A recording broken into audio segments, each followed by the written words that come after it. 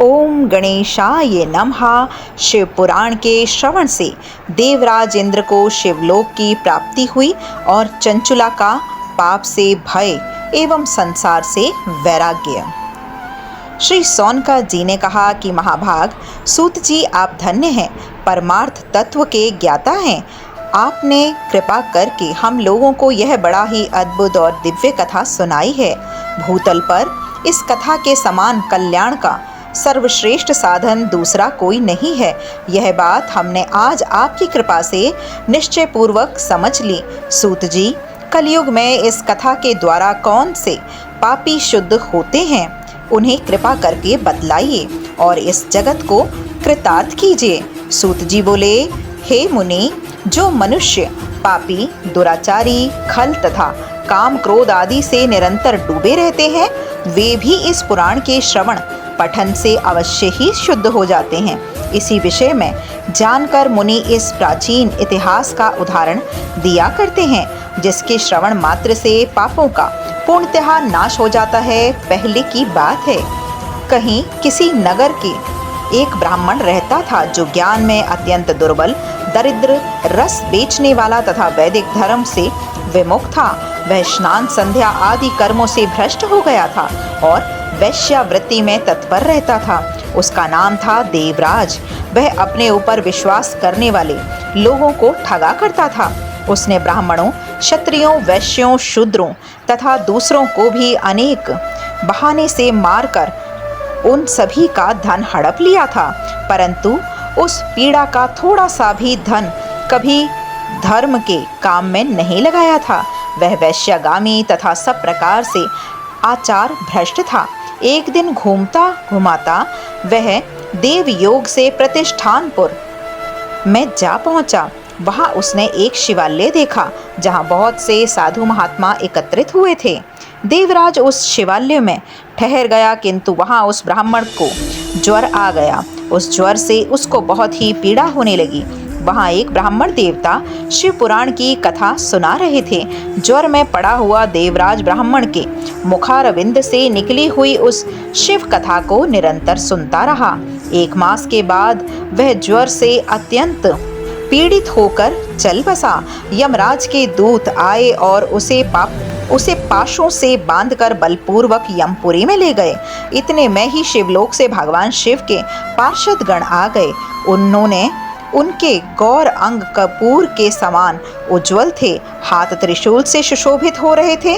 उसके संपूर्ण अंग भस्म से उद्दासित थे तथा रुद्राक्ष की मालाएं उनके शरीर की शोभाएं बढ़ा रही थीं। वे सब के सब क्रोध पूर्वक यमपुरी में गए और यमराज के दूतों को मार पीट कर बारंबार धमकाकर उन्होंने देवराज को उनके चंगुल से छुड़ा लिया और अत्यंत ही अद्भुत विमान पर बिठाकर जब वे शिवदूत कैलाश जाने को उद्गत हुए, उस समय यमपुरी में बड़ा ही भारी कोलाहल मच गया।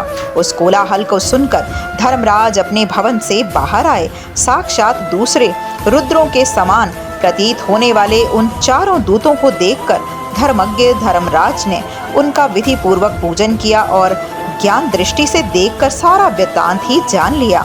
उन्होंने भय के कारण भगवान शिव के उस महात्मा दूतों से कोई बात नहीं पूछी, उल्टे उन सब की पूजा तथा प्रार्थना की। तत्पश्चात वे शिवदूत कैलाश को चले गए और वहां पहुंचकर उन्होंने उस ब्राह्मण को दया सागर सांब शिव के हाथों में दे दिया। शौनका जी ने कहा, महाभाग सूत जी, आप सर्वज्ञ हैं। महामते, आपके कृपा प्रसाद से मैं बारंबार कृतार्थ हुआ। इस इतिहास को सुनकर मेरा मन अत्यंत आनंद में निमग्न हो गया है। अब भगवान शिव ने प्रेम बढ़ाने वाली शिव संबंधिनी दूसरी कथा को भी कहिए। श्री सूत जी बोले, शौनिक सुनो, मैं तुम्हारे सामने गोपनीय कथा वस्तु का भी वर्णन करूंगा, क्योंकि तुम शिव भक्तों में अग्रगण्य तथा वेताओं में श्रेष्ठ हो। समुद्र के निकटवर्ती प्रदेश में एक वाक्कल नामक ग्राम था, जहाँ वैदिक धर्म से विमुख महापापी द्विज निवास किया करते थे। वे सब के सब बड़े ही दुष्ट थे। उनका मन दूषित विषय भोगों में ही लगा रहता था। वे ना देवताओं पर विश्वास करते थे, ना भाग्य पर। वे सभी कुटिल वृत्ति वाले थे। किसानी करते और भांति भांति के घातक अस्त्र शस्त्र रखते थे। व्यभिचारी और खल हैं। ज्ञान, वैराग्य तथा सधर्म का सेवन ही मनुष्य के लिए परम पुरुषार्थ है, इस बात को वे बिल्कुल नहीं जानते थे। वे सभी पशु बुद्धि वाले हैं। जहाँ के द्विज ऐसे हों, वहाँ के अन्य वर्णों के विषय में क्या कहा जाए। अन्य वर्णों के लोग भी उन्हीं की भांति कुत्सित विचार रखने वाले, सर्वधर्म विमुख तथा खल हैं। वे सदा कुकर्मों में लगे रहते हैं और नित्य ही विषय भोगों में ही डूबे रहते हैं। वहाँ की सब स्त्रियां भी कुटिल स्वभाव की, स्वेच्छाचारिणी, पापासक्त, कुत्सित और विचार वाली और व्यभिचारिणी हैं। वे सद्व्यवहार तथा सदाचार से सर्वथा शून्य है। इस प्रकार वहाँ दुष्टों का ही निवास है। उस वाशकल नामक ग्राम में किसी समय एक विदुंग नामधारी ब्राह्मण रहता था। वह बड़ा ही अधम था, दुरात्मा और महापापी था। यद्यपि उसकी स्त्री बड़ी ही सुंदरी थी, तो भी वह कुमार्ग पर ही चलता रहा। उसकी पत्नी का नाम चंचुला था। वह सदा उत्तम धर्म के पालन में लगी रहती थी, तो भी उसे छोड़कर वह दुष्ट ब्राह्मण वैश्यागामी हो गया था। इस तरह कुकर्म में लगे हुए उस बिंदुग के बहुत वर्ष व्यतीत हो गए। उसकी स्त्री चंचुला काम से पीड़ित होकर भी, स्वधर्म नाश के भय से सब द्वेष सहकर भी दीर्घ काल तक धर्म से भ्रष्ट नहीं हुई, परंतु दुराचारी पति के आचरण से प्रभावित हो आगे चलकर वह स्त्री भी दुराचारिणी हो गई। इस तरह दुराचार में डूबे हुए उस मूढ़ चित्त वाले पति पत्नी का बहुत सा समय व्यर्थ ही बीत गया। तदंतर शूद्र जातीय वैश्या का पति बना हुआ वह दूषित बुद्धि वाला दुष्ट ब्राह्मण विदुंग समानुसार मृत्यु को प्राप्त हो नरक में ही जा पड़ा।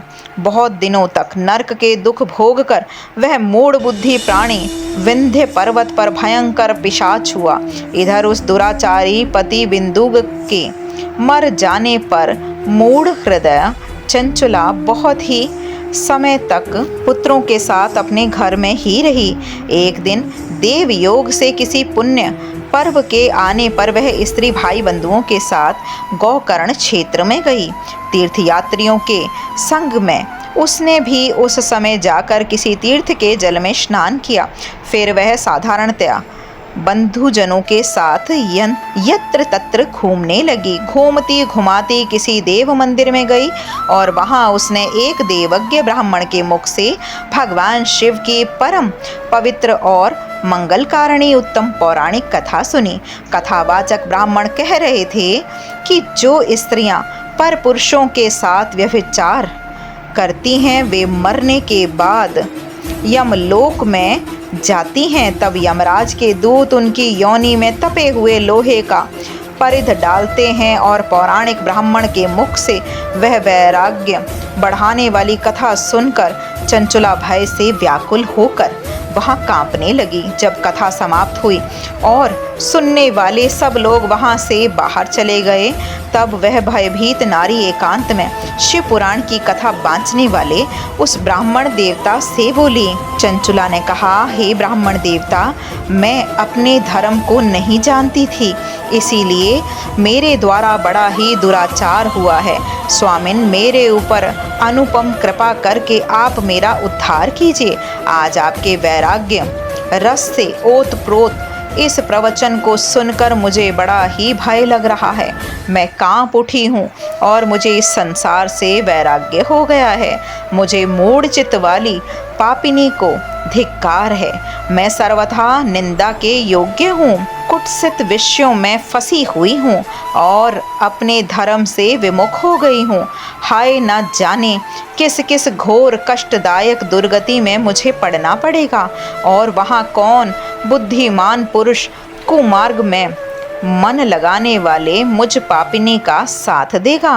मृत्यु काल में उन भयंकर यमदूतों को मैं कैसे देखूंगी, जब वे बलपूर्वक मेरे गले में फंदे डालकर मुझे बांधेंगे, तब मैं कैसे धीरज धारण कर सकूंगी। नरक में जब मेरे शरीर के टुकड़े टुकड़े किए जाएंगे, उस समय विशेष दुख देने वाली उस महायातनाओं को मैं वहाँ कैसे सहूंगी। हाय, मैं मारी गई, मैं जल गई, मेरा हृदय विदीर्ण हो गया और मैं सब प्रकार से नष्ट हो गई, क्योंकि मैं हर पाप करती थी। वे मरने के बाद जब यमलोक में तरसने से पाप में ही डूबी रही हूँ। ब्राह्मण, आप ही मेरे गुरु हैं, आप ही माता और आप ही पिता हैं। आपकी शरण आई हुई मुझ दीन अबला का आप ही उद्धार कीजिए, उद्धार कीजिए। सूत जी कहते हैं, शौनिक, इस प्रकार वैराग्य से युक्त हुए चंचुला ने ब्राह्मण देवता के दोनों चरणों में गिर पड़ी। तब उन विद्वान ब्राह्मण ने कृपा पूर्वक उसे उठाया और इस प्रकार कहा। बोलो भोलेनाथ की जय।